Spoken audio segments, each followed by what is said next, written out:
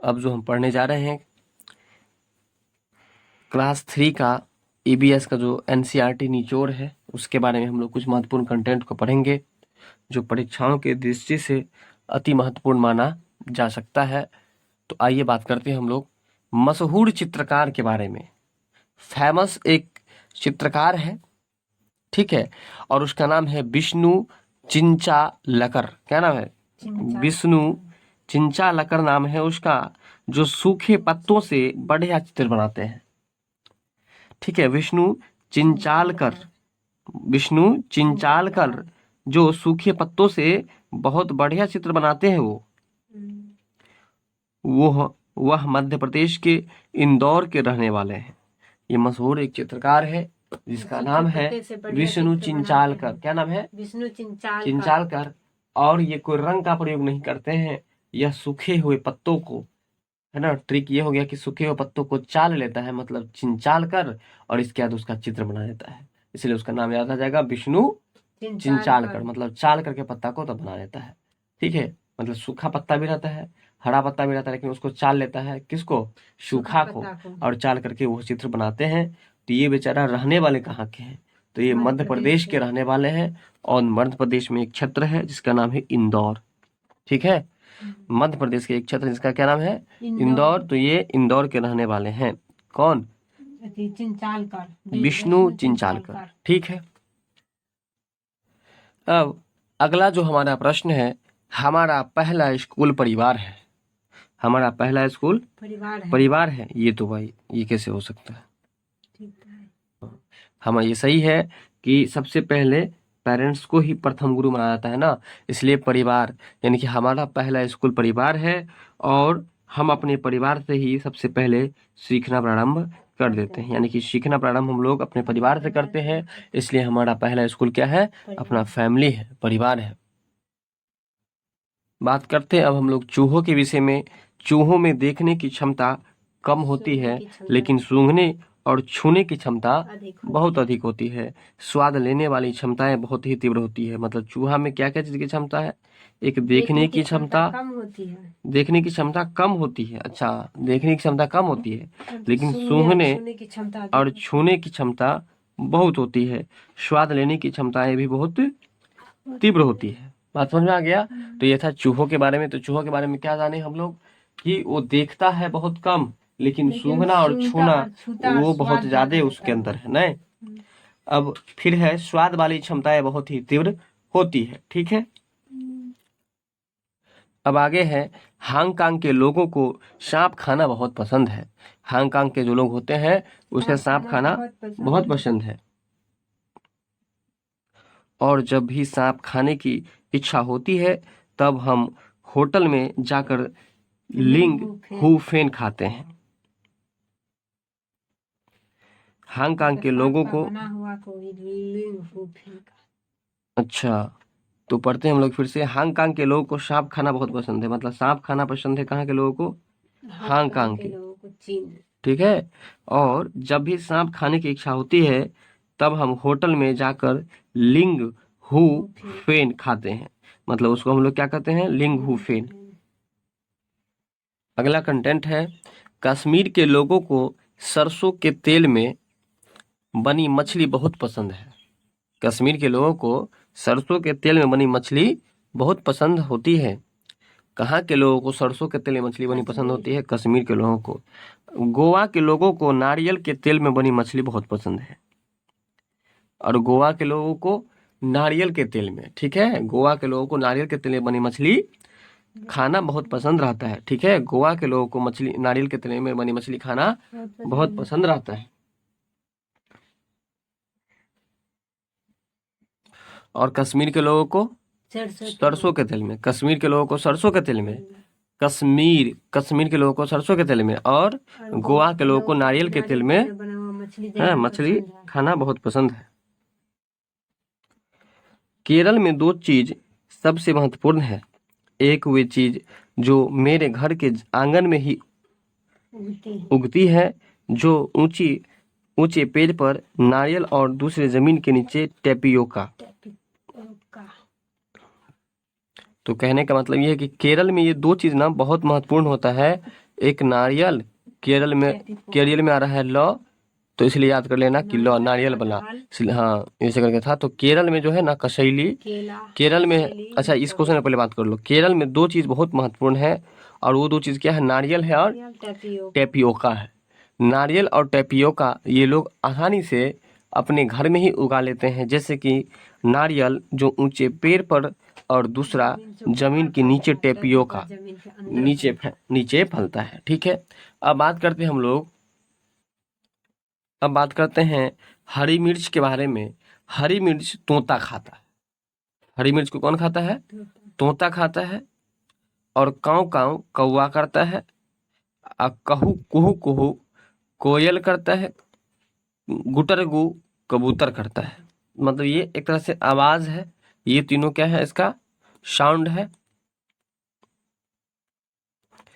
कि काव काव कौन बोलता है? कोयल क्या बोलता है? कुहू कुहू। और गुटर गु कौन बोलता है? कबूतर।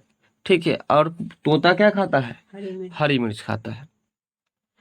गिद्ध छोटे छोटे जानवर को खा जाते हैं। वो आदमी को ही पहले खाते थे, लेकिन वो अब ये व्यवस्था ही खत्म हो गया। पहले लवारिस लाश को कहीं फेंक दिया जाता था, अब सो नहीं होता है, बिजली पर जला दिया जाता है। ठीक है, तो गिद्ध छोटे छोटे जानवर को खा जाते हैं। पेड़ के अंदर में छेद बनाना, पेड़ के अंदर में छेद बनाना और उसमें छिपे कीड़ों को खाना, है ना, और उसमें छिपे कीड़ों को खाना और टुक टुक करना, ये कौन करता है? कठफोरवा। ये तो हम लोग पढ़े थे, जिसको क्या बोले थे, कौन सा पक्षी? बसंत गौरी बोले थे, सही बोले। तो बसंत गौरी जो होता है वो पेड़ के अंदर में छेद बनाता है और उसमें छिपे कीड़ों को वह खाता है। टुक टुक करना कठफोरवा का काम है, पेड़ के अंदर में छेद बनाना और उसमें छिपे कीड़ों को खाना, और टुक टुक करना यह कठफोरवा का काम है। ठीक है, समझ में आया? पेड़ के अंदर में छेद बनाना और उसमें छिपे कीड़ों को खाना और टुक टुक करना, ये दो तीन काम है। ये तुम कठफोरवा का काम है, जिसको हम लोग बसंत गौरी कहते हैं। फिर आगे है उल्लू, इसको अंग्रेजी में हम लोग बोलते हैं ये ओल। तो ये उल्लू अपनी गर्दन पीछे तक घुमा लेती है, मतलब कहो तो 360 डिग्री तक। ठीक है ना, 360 डिग्री तक, क्योंकि ये इस तरह से शुरू करती है, ऐसे शुरू की और ऐसे घुमा लेती है, तो ये वृत्त बन गया। और वृत्त का जो होता है, ये यहाँ से देखो, ये 90 डिग्री, फिर ये 90 डिग्री, तो 60, 90 90 180, फिर ये 90, फिर ये 90, तो 180 180 360 हो गया। तो 360 डिग्री पर ये गर्दन को घुमा लेते हैं, कौन? उल्लू। अब चलो बात करते हैं हम लोग शिमला के बारे में। शिमला क्या है? हिमाचल प्रदेश की राजधानी है। शिमला किसकी राजधानी है? हिमाचल प्रदेश की राजधानी है। तो शिमला में ऊंचे ऊंचे पहाड़ों पर टेढ़े मेढ़े रास्ते रहते हैं। ऊंचे ऊंचे पहाड़ों पर टेढ़े मेढ़े रास्तों से होकर बस चलती है, और उसी रास्ते से बस भी चलती है। फिर आगे है लुइस ब्रेल के बारे में। लुइस ब्रेल फ्रांस देश की रहने वाला है। लुइस ब्रेल कहाँ का रहने वाला है? फ्रांस देश का रहने वाला है।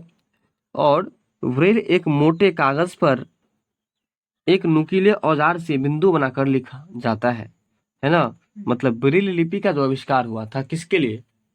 अंधों के लिए। तो वही है कि लुइस ब्रेल जो है ना, देखो अंधा आदमी सब क्या है कि कहीं रास्ता पे रह जाएगा, गिर पड़ेगा तो माथा फट जाएगा ना, तो याद करो कि लुइस ब्रेल कहाँ का था? फ्रांस का रहने वाला था।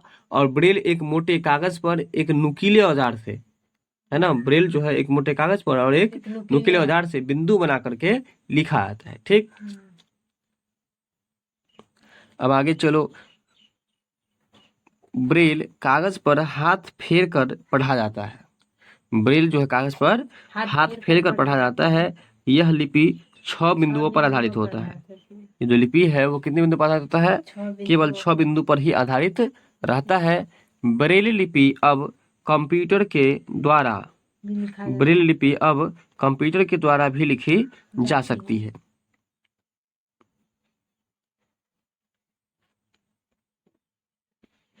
चलो, रूढ़िबद्ध धारणा। रूढ़िबद्ध का मतलब क्या होता है? जो सही नहीं हो उसको ही मन में धारण कर लेना।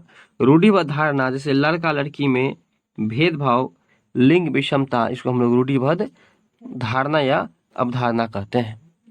बहुत पहले बनाए गए बर्तन, पत्थर और मिट्टी के थे। बहुत पहले बनाए गए बर्तन कैसे होते थे? पत्थर और मिट्टी के थे। पत्थर और मिट्टी के बने होते थे।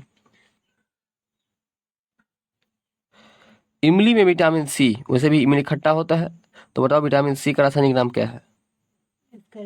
एस्कॉर्बिक एसिड है। इमली में विटामिन सी है ना, सिट्रिक अम्ल पाया जाता है। सिट्रिक अम्ल किसमें पाया जाता है? इमली में। या विटामिन सी किसमें पाया जाता है? तो इमली में। विटामिन सी इमली में क्या पाया जाता है? Vitamin c. और सिट्रिक अम्ल किस मतलब कहाँ पाया जाता है, किस फल में? तो इमली में। और ये सिट्रिक अम्ल ये गलत है, ये गलत है। सैट्रिक अम्ल उसे पाया था संतरा में, इसमें टार्टिक अम्ल पाया जाता है।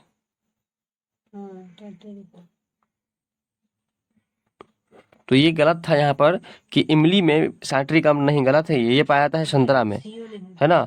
और इमली में विटामिन सी पाया सकता है क्योंकि वो खट्टा होता है, खट्टे पदार्थ में विटामिन सी मिलता है।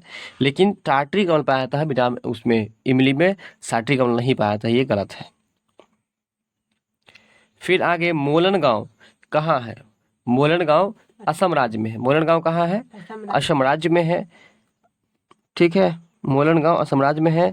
असम में बारिश बहुत तेजी होती है, इसलिए घर जमीन से लगभग 10 से 12 फुट ऊंचे होते हैं। यानी कि यहाँ पर क्या होता है कि बारिश बहुत तेजी से होता है और इस वजह से ही वहाँ मतलब जमीन से लगभग 10 या 12 फीट ऊंचे घर बने होते हैं। इन्हें मजबूत बांस के खम्भों, अच्छा बोले थे ना कि बांस तो आस, यानी कि बांस के खम्भों पर बनाते हैं और घर के अंदर भी लकड़ी के बने होते हैं। ठीक है, अब चलो आगे। दिल्ली भारत की राजधानी है, यहाँ की इमारतें बहु मंजिलें होती हैं। दिल्ली जो है वो भारत की राजधानी है और यहाँ की जो भी इमारत मकान होती है वो बहु मंजिलें होती है। आगे चलो। माधो, माधो राजस्थान के बज्जू गांव में रहता है। ये माधो नाम का एक व्यक्ति है, वो कहाँ रहता है? बज्जू गांव में। तो ये रहता है तुमको बज्जू गांव में रहता है माधो। ठीक है, इस गांव में चारों ओर रेत ही रेत है। मतलब इस गांव में क्या है? चारों ओर रेत ही रेत है। रेत का टीला किसे कहा जाता है? रेत का टीला रेगिस्तान को कहा जाता है। क्या है? रेगिस्तान है ना। माधो राजस्थान के बज्जू गांव में रहता है और इस गांव में रेत ही रेत है। तो रेत ही रेत कहाँ पर दिखाई पड़ता है? राजस्थान में। और माधो नाम का एक व्यक्ति है, वो कहाँ रहता है? बज्जू गांव में। चलो बताओ, विश्व पर्यावरण दिवस कब आता है? प से पर्यावरण, प से 5 जून। विश्व जल दिवस, जल 20 रुपये मिलता था, अब 22 रुपये हो गया है, इसलिए 22 मार्च को। पृथ्वी दिवस 22 अप्रैल को।